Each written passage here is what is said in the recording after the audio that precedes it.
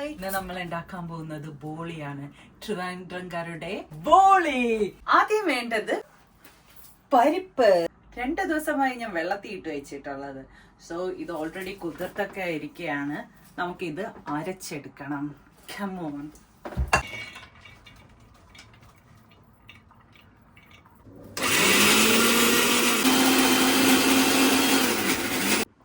So നമ്മളിത് അരച്ചെടുത്തിട്ടുണ്ട്. ഇനി നമുക്ക് ചൂടാക്കി എടുക്കണം. ഇതിലെ വെള്ളമൊക്കെ വറ്റിച്ച് എല്ലാമൊക്കെ കളഞ്ഞെടുക്കണം. അതിന് വേണ്ടി ഞാനൊരു പാൻ എടുക്കുന്നുണ്ട്. സോ പാൻ അടുപ്പിൽ വെക്കുകയാണ്. പാന് ചൂടായി കഴിയുമ്പോഴേ നമുക്ക് ഇതിലോട്ട് ഇട്ട് കൊടുക്കാം. നമ്മളൊന്ന് ഇളക്കി കൊടുക്കുക. സോ ഇതിലോട്ട് നമ്മൾ ശകലം നെയ്യ് ആഡ് ചെയ്ത് കൊടുക്കണം.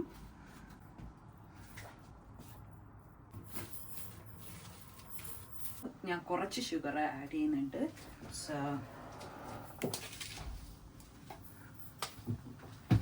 എന്നിട്ട് നല്ലതുപോലെ മിക്സ് ചെയ്ത് കൊടുക്കാം. നമുക്കൊരു പേസ്റ്റ് പോലെ ആയി കിട്ടണം. സോ നിങ്ങൾക്ക് ഇപ്പൊ കാണാൻ പറ്റും ഈ ഒരു കൺസിസ്റ്റൻസിയിലോട്ടാവണം. നമുക്ക് സ്റ്റൗ ഇനി ഓഫ് ചെയ്ത് കൊടുക്കാം. എന്നിട്ട് തണുക്കാൻ വേണ്ടിയിട്ട് നമുക്ക് വെക്കാം. മൈദയാണ് വേണ്ടത്. സോ അതിന് വേണ്ടിയിട്ട് ഞാനൊരു ബൗൾ എടുത്തിട്ടുണ്ട്. സോ ഞാനിവിടെ യൂസ് ചെയ്യുന്നത് സെൽഫ് റൈസിങ് ഫ്ലോർ ആണ് യൂസ് ചെയ്യുന്നത്. സോ നിങ്ങൾക്ക് ആവശ്യമുള്ള മൈദ എടുക്കാം. ഞാൻ കുറച്ച് എടുക്കുന്നുണ്ട്.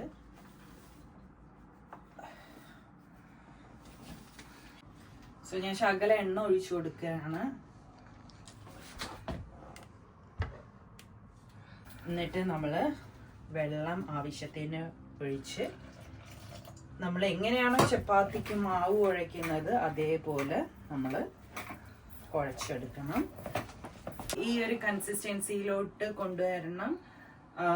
ചെറിയ ചെറിയ ഉരുളയായിട്ട് ആക്കണം. ഓയിലും കൂടെ നമ്മുടെ കയ്യിലാക്കിയിട്ട് ചെറിയ ചെറിയ ബോൾസ് ഉണ്ടാക്കുക.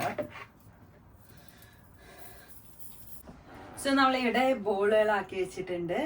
ഇനി നമ്മൾ കടല പരിപ്പ് അരച്ചു വെച്ചില്ലേ, ആ സാധനം ഇതിലോട്ട് സ്റ്റഫ് ചെയ്ത് കൊടുക്കാം.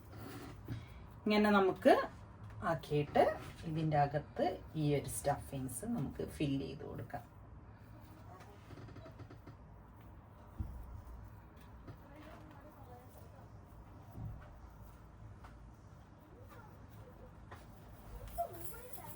എന്നിട്ട് നമുക്ക് ഇങ്ങനെ ഉണ്ടയായിട്ടാക്കി ഇതുപോലെ ആക്കാം. സോ എള്ളെണ്ണയാണ് യൂസ് ചെയ്യുന്നത്. പക്ഷെ എൻ്റെ ഇവിടെ എള്ളെണ്ണ ഇല്ല, അല്ലെങ്കിൽ നല്ലെണ്ണയാണ് യൂസ് ചെയ്യുന്നത്. സോ ഞാനിവിടെ യൂസ് ചെയ്യുന്നത് ഒലീവ് ഓയിലാണ് യൂസ് ചെയ്യുന്നത്.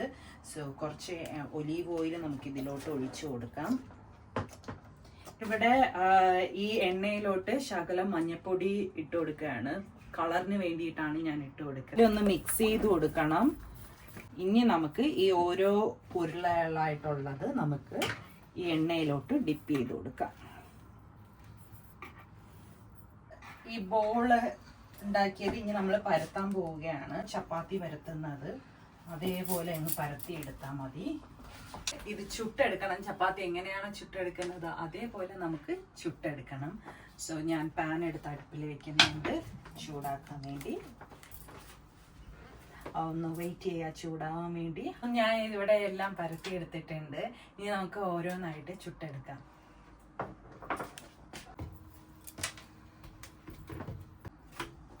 ഒരു സൈഡ് സെറ്റ് ആയിട്ടുണ്ട്. സോ നമ്മൾ ശകലം നെയ്യ് അതിൻ്റെ പുറത്തുകൂടെ ഒഴിച്ചു കൊടുക്കണം. സോ ജസ്റ്റ് ഒന്ന്. സോ നമ്മുടെ ബോളി ഇവിടെ റെഡി ആയിട്ടുണ്ട്. സോ നമുക്ക് ഇത് പാലട പായസത്തിൻ്റെ കൂടെ കഴിച്ച് നോക്കാം guys. Please like, comment, subscribe. Bye.